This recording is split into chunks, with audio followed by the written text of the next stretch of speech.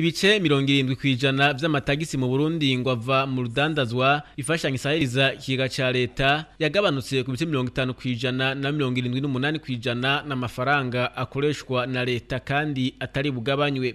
Faustin Ndikumana afatira kuri ivyo mu gusigura ikibazo nyamukuru gihagaze ku mishahara abakozi basaba ko yokongerezwa n'amatagisi bariha uko atozwa nuko atangwa.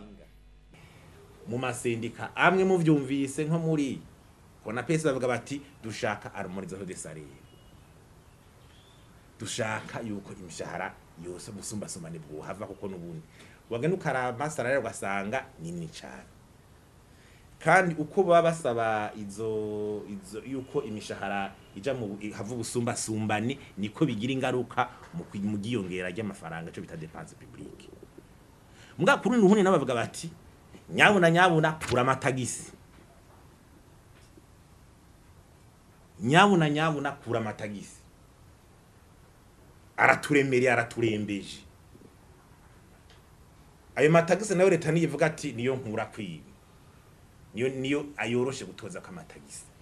Umuyobozi nshingwa bikorwa wishiramwe Parseme yatanze uturorero ku mahera atozwa ku matelefone, igitoro, isukari n'ibinyobwa. Aratozwa ariko ngo uko akora niyaja hakaba hataboneka. Faustin Ndikumana asaba ko leta yohindura ukikoresha amafaranga bagashira imbere politike ihagaze ku migambi. Hatabaye amahinduka ingene amafaranga leta ari karakoreshwa uragoye gucuboneka. Kuko ibintu byaramaze gusopana. Les dépenses de fonctionnement hoteza kuba inirigueur d'abord kuzigabanya. Ingaye amafaranga iko ku kamisi yose ntagabanuka yamari menshi cyane ingene agabanuka bimwe biboneka.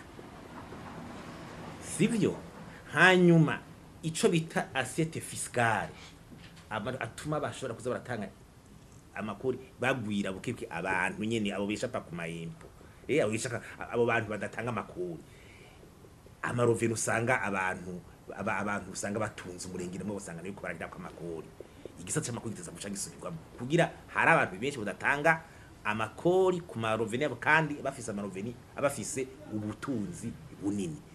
Ivyo rero nivyo kugira n'ibintu bitegeza guca bifata uko bisaba ko hahindura meme ivy'amakode y'ingene amakori atozwa bisaba ko amateka agenda guhinduka. Ayo mafaranga ava hanze yagabanutse kubera iki? Kubera ya ntwaro mbi.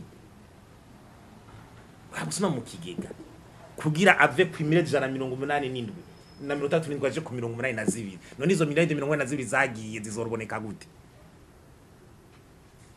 Ivyo nyene babiriko birasaba gati akazi na muntu kuticara ngo vyumve kugira abakwizira guha amafaranga mu gihe igihugu kiba kitararonka ingene ayo mareforme ahinduka bije mu kwesha amahera leta itegeza kuja ku ma programme ku ma priority no kugira ayo mafaranga akoreshwe ku buryo afasha mu kugwiza umwimbu kabibona ntasesagugwe.